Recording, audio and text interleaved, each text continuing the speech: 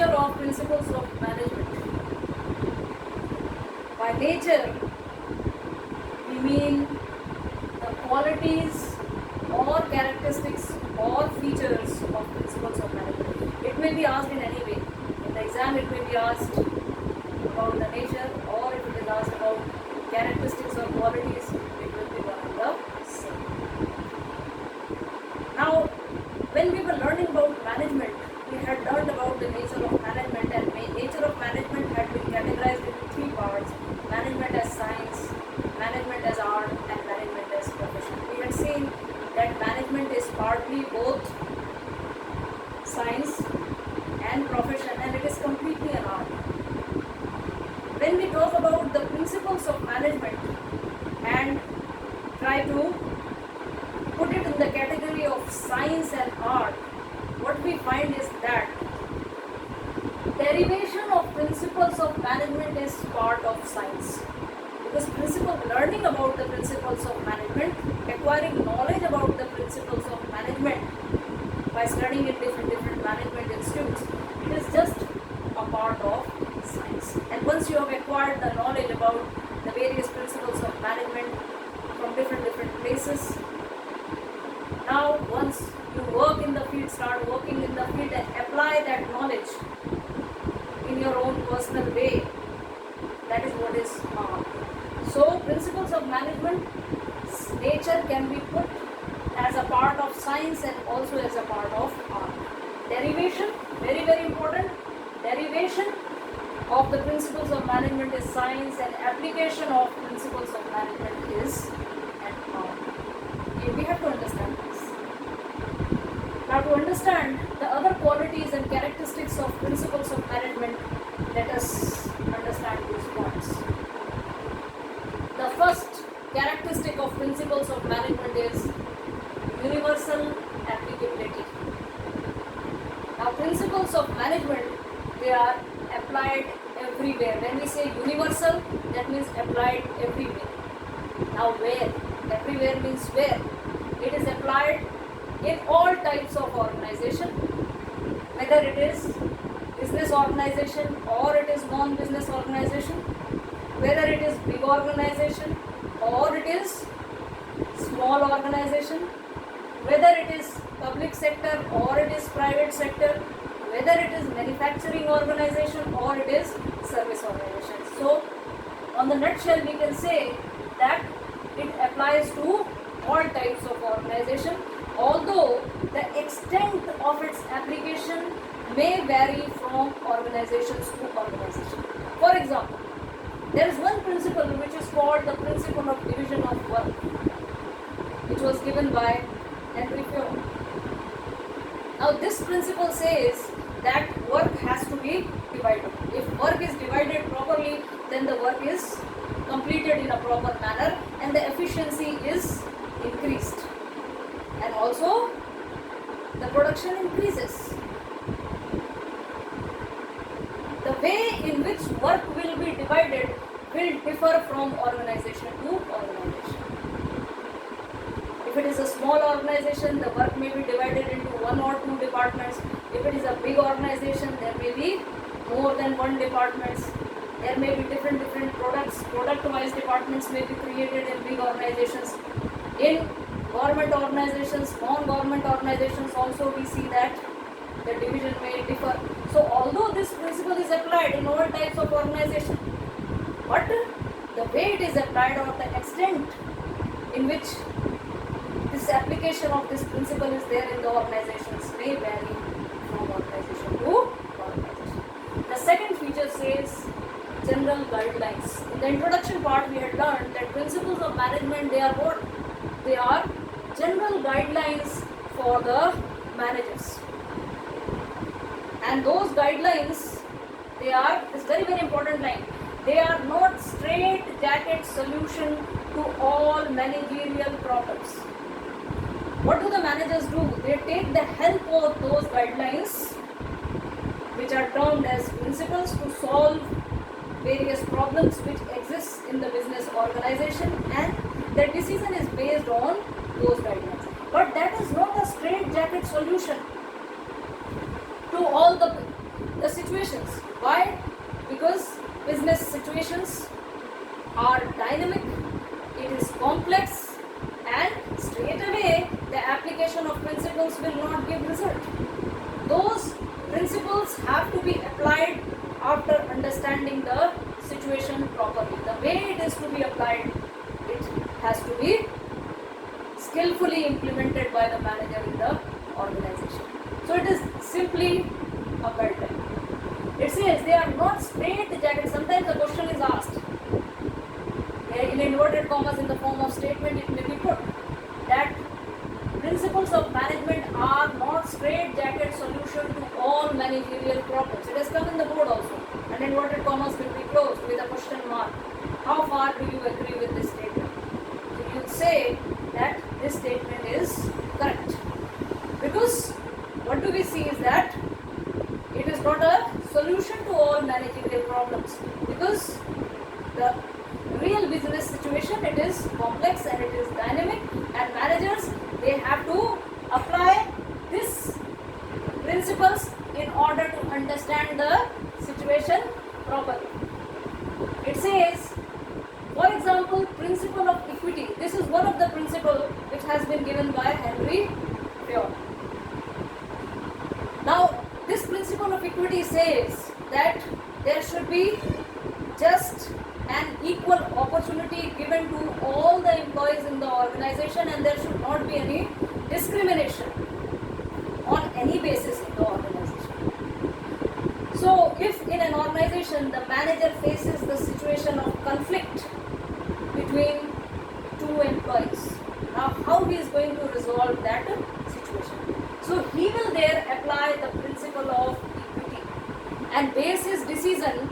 If it is a case of discrimination between the two employees, his decision will be based keeping in mind that equity has to be applied in the organization irrespective of the employees, maybe female or male employees or two employees, because if this principle is not properly applied, we will see that it is going to have adverse consequences. So it says that with the help of that guideline of principle of equity, the manager was able to resolve the conflict between two employees working at same positions in the organization, and they had some kind of. The third is, it is formed by practice and experimentation. The principles of management, we have earlier also learned that principles of management, basically they are derived either through observation or through experimentation, or they are based on personal experience of the managers.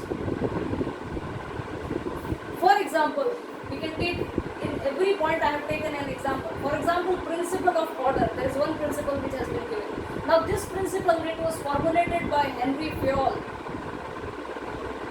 Henry Fayol's most of the principles, they have been based on his personal experience. The principle of order says that there should be place for everything, and everything should be at proper place. Each and every person should be allocated a proper place to work, so that the work is carried out in a proper manner. So what do we see is that this principle of order is a principle which every manager is aware about, but it was formulated on the basis of personal experience of Henry Fayol when he observed that kind of situation arising in the organization. So, third nature is, it is evolving in nature, we have seen, and most of the principles, they are evolved either on the basis of observation or experimentation or personal. Now, the fourth is flexible. The principles of management are not rigid, but they are flexible in nature. They are not rigid prescriptions, but they are flexible because they have to be applied by the manager, keeping in mind the situation of the organization to achieve the organizational goal. So it cannot be applied in a rigid manner as principles of core sciences. For example, again we can take the same example of division of work. Division of work, how flexibly it is applied in different types of organization we have seen. Although this principle is there existing in all the organization, but the way it is applied in the organization is flexible. How the work is to be divided, it is divided among 4 people or 10 people or among one department or in 2 departments or 5 departments. That may differ from organization to organization. In this way it is flexible. It is not rigid prescription. It has to be applied seeing the situation and the demand of the organization. Then principles of management, they are mainly behavioral. When we say mainly behavioral, that means the principles of management, they aim to influence the behavior of human beings. Then these principles, they were formulated. It was well known by the management theorists that these principles will be applied basically to influence the behavior of human beings so that they can be led, they can be properly motivated, they can be you may say guided in a proper manner through these managers. They can utilize it in their real situation to impact the behavior of human beings working in the organization. That is our point. For example, the principle of esprit de corps, and this principle esprit de corps means team spirit. This principle says that in order to create team spirit in the organization, the managers should always use we in his conversations instead of I. And if the managers start using we instead of I, it is going to foster team spirit. So, this is going to change the behavior of the employees if he needs their support in carrying out the work of the organization. If the manager is using we, that means he is involving himself also in each and every activity of the organization, and that is going to produce a binding impact, and it is going to coordinate the efforts of different individuals in the form of a team and will serve to achieve the organizational goals effectively and efficiently. Then the last point, it is based on cause and effect relationship. When we say cause and effect, we have learned earlier also that most of the principles, even of science, they are formulated keeping in mind the cause and effect relationship. इसका cause क्या है और उसका परिणाम क्या होगा if those principles are implemented. If the principles are implemented, similarly, management principles also, once they were formulated, management theorists always had in mind what would be the effect of the principles if they are implemented in the organization. I hope that is clear. Efforts are made to derive all principles of management on the basis of cause and effect relationship. Why? Because it can be used in similar types of situation. If this is the cause, अगर ये cause है तो उसका effect ये होगा. अगर ये पता हो मैनेजर को, तो मैनेजर उस तरह की सिचुएशन में उस प्रिंसिपल को अप्लाई कर सकता है effectively. It can be used in similar type of situation in the organization. But again, it has to be mentioned very clearly here that principles of management are less than perfect. They are not exact science, they are not perfect science, because they are applied on human beings in the organization. Although effort is made to establish direct and cause and effect relationship by establishing those principles, but every time we see that intended cause and effect relationship is not established, because those principles which have been established, they are to be applied on human beings. So the result doesn't come out to be the same. The causes may be same at times, but the results are varied. And that is why we don't have accurate results. For example,